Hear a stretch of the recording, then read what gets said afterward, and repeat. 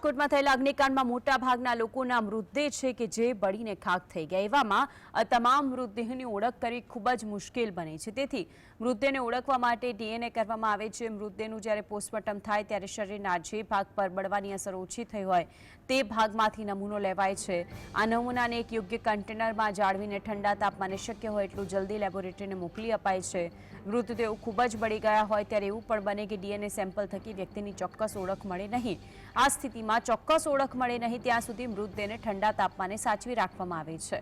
આવા મૃતદેહનું ફરીથી પોસ્ટમોર્ટમ કરવામાં આવે છે અને જરૂર પડે તો એ વખતે ફોરેન્સિક એક્સપર્ટ પણ હાજર રહે છે।